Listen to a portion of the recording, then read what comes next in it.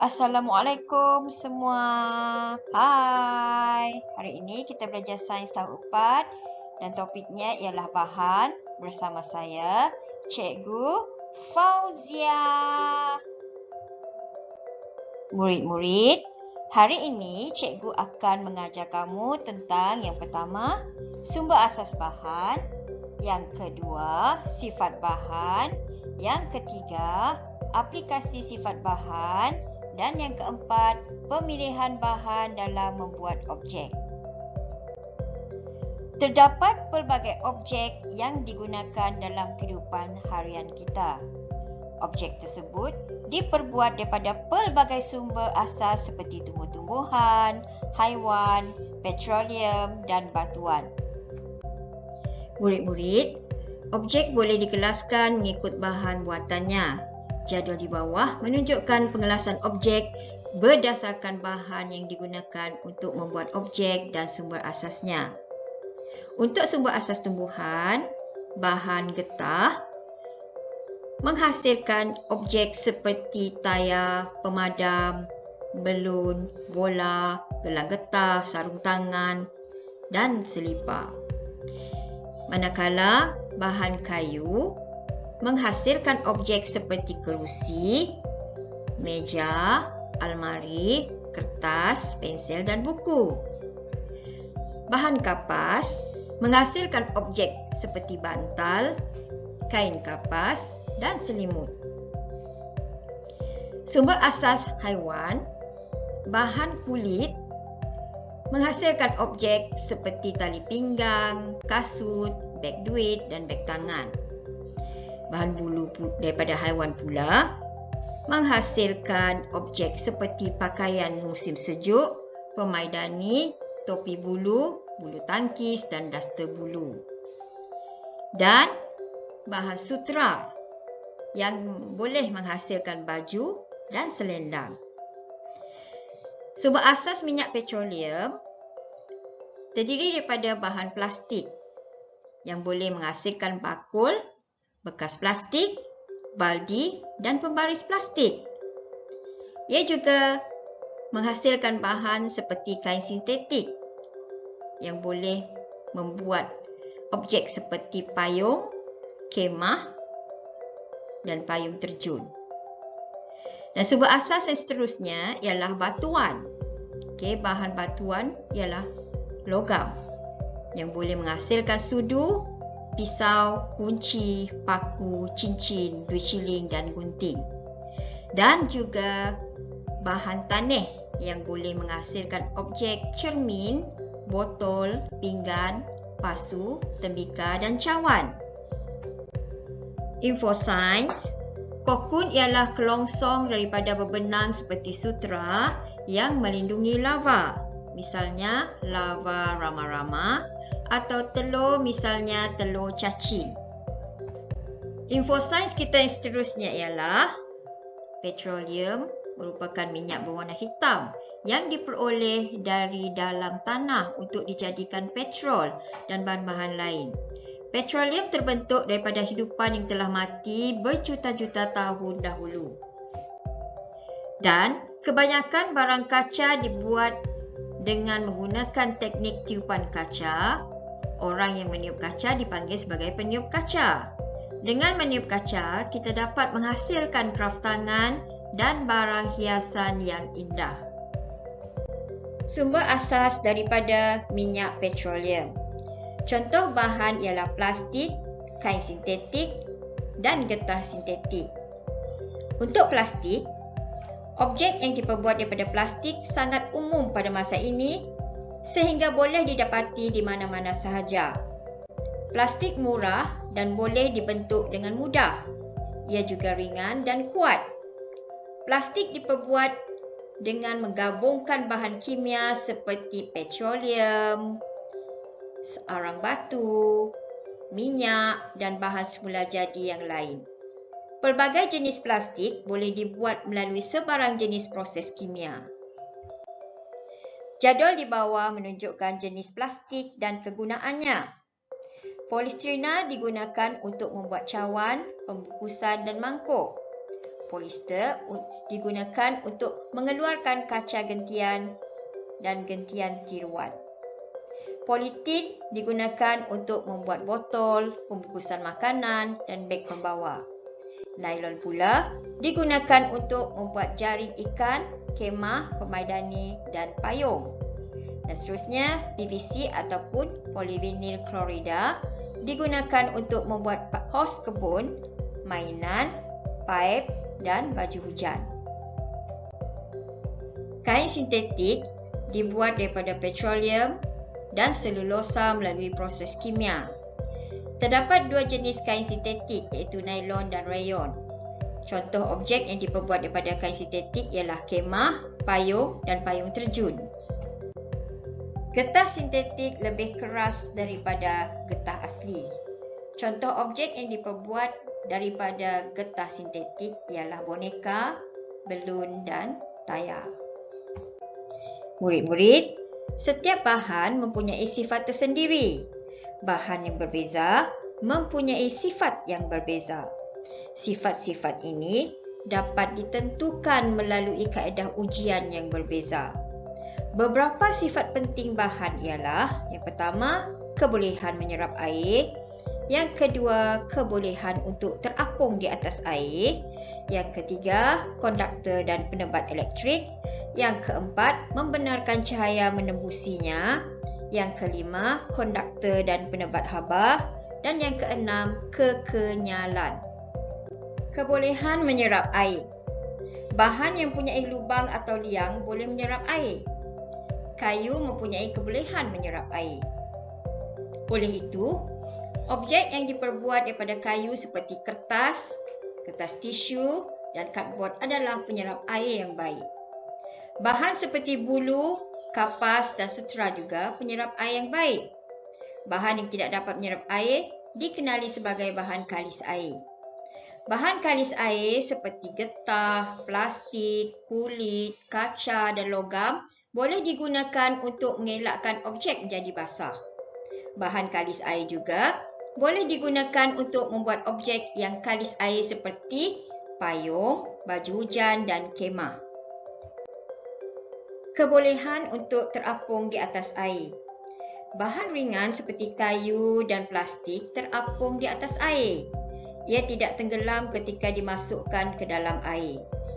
Bahan yang boleh mengapungkan diri digunakan untuk membuat kapal.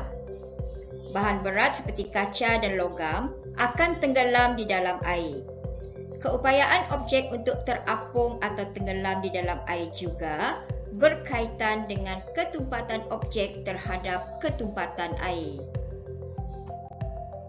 Konduktor dan penebat elektrik.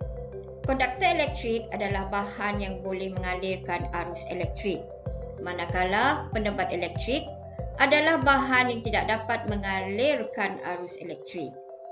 Logam adalah konduktor elektrik yang baik. Sebagai contoh, aluminium, tembaga, emas, besi dan zinc. Konduktor elektrik yang baik membolehkan arus elektrik mengalir melaluinya. Bahan yang tidak mengalirkan arus elektrik dikenali sebagai penebat. Kayu, plastik, getah, kapas dan kaca adalah penebat elektrik. Keupayaan untuk membenarkan cahaya menembusinya. Bahan juga boleh dikelaskan kepada bahan dut sinar, dut cahaya dan legap berdasarkan jumlah cahaya yang dapat menembusinya. Bahan dut sinar adalah bahan yang membolehkan cahaya menembusinya. Objek yang diletakkan di belakang bahan-bahan ini dapat dilihat dengan jelas. Kaca jernih dan plastik jernih adalah bahan dut sinar. Bahan dut cahaya adalah bahan yang hanya membenarkan sedikit cahaya melaluinya dan menghasilkan imej kabur. Contoh objek dut cahaya adalah kertas surih, kertas turas dan kertas tisu. Bahan legap adalah bahan yang menyekat cahaya daripada menembusinya. Kita tidak dapat melihat objek yang diletakkan di belakang bahan-bahan ini. Contoh bahan legap ialah kayu, logam dan getah. Konduktor atau penebat. Konduktor haba adalah bahan yang membolehkan haba mengalir melaluinya. manakala pendapat haba adalah bahan yang tidak membenarkan haba mengalir melaluinya. Logam adalah konduktor haba yang baik. Sebagai contoh, aluminium, tembaga, emas, besi dan zinc adalah konduktor haba yang baik. Konduktor haba yang baik membolehkan haba melaluinya dengan mudah. Konduktor haba yang baik juga konduktor elektrik yang baik. Bukan logam seperti kayu, plastik, kaca, kapas dan getah bukan konduktor haba. Ia dikenali sebagai pendapat haba. Kekenyalan bahan. Kekenyalan adalah keupayaan bahan untuk kembali ke bentuk asal setelah diregangkan atau dimampatkan. Bahan yang boleh diregangkan menjadi lebih panjang apabila ditarik. Bahan-bahan ini kembali ke bentuk dan ukuran asal apabila dilepaskan. Ianya dikenali sebagai bahan kenyal atau elastik. Getah adalah bahan kenyal. Objek yang diperbuat daripada getah boleh diregangkan sebagai contoh belun, gelang getah dan sarung tangan getah boleh diregangkan. Bahan seperti kayu, kaca, logam, kulit dan plastik tidak boleh diregangkan. Ia dikenali sebagai bahan tidak kenyal. Aplikasi sifat bahan. Pengetahuan tentang sifat bahan adalah penting semasa memilih bahan yang sesuai untuk membuat objek. Bahan pendapat haba digunakan untuk memastikan keadaan panas atau sejuk. Terdapat pelbagai cara untuk menjaga agar bahan yang panas tetap panas atau bahan yang sejuk tetap sejuk. Stoking dan pakaian kita pakai dan selimut yang kita guna untuk menutupi badan kita diperbuat daripada bulu dan kapas. Bahan-bahan ini adalah pendapat haba yang baik. Ia dapat menjaga badan kita kekal panas pada musim sejuk. Polistrina juga pendapat haba yang baik. Makanan dan minuman kekal panas apabila disimpan di dalam bekas polistrina. Polistrina juga boleh digunakan untuk menyimpan minuman dan makanan supaya ianya kekal sejuk. Minuman panas atau makanan juga boleh disimpan dalam bekas termos vacuum. Bekas termos vacuum direka untuk mengekalkan suhu minuman dan makanan yang disimpan di dalamnya. Bahagian bekas termos vacuum dan fungsinya. Gabus berfungsi untuk mencegah kehilangan haba dari penutup. Vacuum berfungsi untuk mencegah kehilangan haba melalui pengaliran dan perolakan. Dinding kaca dalaman yang diperbuat daripada perak pula berfungsi untuk mengurangkan pemindahan haba oleh sinaran. Dan sarung luar diperbuat daripada plastik berfungsi sebagai penebat haba yang baik. Pemilihan bahan dalam membuat objek. Bahan yang berbeza digunakan untuk membuat objek yang berbeza. Kadang-kadang, objek boleh terdiri daripada lebih daripada satu bahan. Bahan yang dipilih untuk membuat objek berdasarkan sifatnya. Objek yang berbeza mempunyai sifat yang berbeza.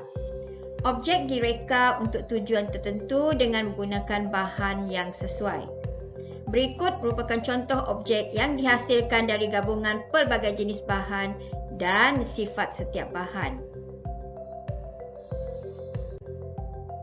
Baiklah murid-murid, jom kita ingat semula apa yang telah kita pelajari hari ini. Murid-murid boleh mengingat semula apa yang telah kita pelajari dengan membuka muka surat 153 dalam buku teks Sains tahun 4. Sekarang, tibalah masanya cikgu memberi tugasan projek untuk murid sekalian. Kamu boleh memilih 2 eksperimen daripada 6 eksperimen yang akan cikgu tunjukkan sebentar lagi. Kedua-dua eksperimen yang telah kamu pilih mesti dirakam dalam bentuk video atau gambar sepanjang aktiviti yang telah kamu jalankan di rumah. Kedua-dua rakaman video dan gambar untuk eksperimen yang telah dipilih mesti dihantar kepada cikgu dalam tempoh seminggu secara personal WhatsApp atau Telegram. Ingat, Jangan hantar ke dalam grup Telegram subjek sains kamu. Ini untuk mengelakkan maklumat yang cikgu beri daripada tercicir dan tidak dapat dibaca oleh rakan-rakan kamu yang lain. Berikut merupakan eksperimen yang perlu kamu pilih. Pilih 2 sahaja atau? Eksperimen yang pertama, menentukan sifat bahan yang dapat menyerap air di muka surat 145. Eksperimen yang kedua, menentukan sifat bahan yang dapat terapung atau tenggelam di muka surat 146. Eksperimen yang ketiga pula, menentukan sifat bahan yang boleh mengalirkan arus elektrik di muka surat 147. Eksperimen yang keempat, menentukan sifat bahan terhadap kebolehan penembusan cahaya, muka surat 148. Eksperimen yang kelima, menentukan sifat bahan yang dapat mengalirkan haba di muka surat 149. Dan eksperimen yang keenam, menentukan sifat kekenyalan bahan di muka surat 150. Dan keenam-enam eksperimen ini kamu boleh rujuk daripada buku teks sains tahun 4. Untuk pentaksiran kedua cikgu, kamu akan diberi latihan secara bertulis. Buka muka surat 154 buku teks sains. Jawab semua soalan yang berikut dalam buku latihan sains kamu. Salin kesemuanya, lukis, tulis ke dalam buku latihan sains. Setelah selesai, tolong hantar dalam bentuk gambar secara personal kepada cikgu. 2 tugasan yang harus kamu ingat. Yang pertama, pilih 2 eksperimen daripada 6 eksperimen daripada buku teks sains. Salin laporan dari 2 eksperimen yang telah dipilih ke dalam buku panjang. Yang kedua, membuat latihan dari buku teks muka surat 154. Salin semua dan lukis gambar ke dalam buku latihan dan jawab semua soalan.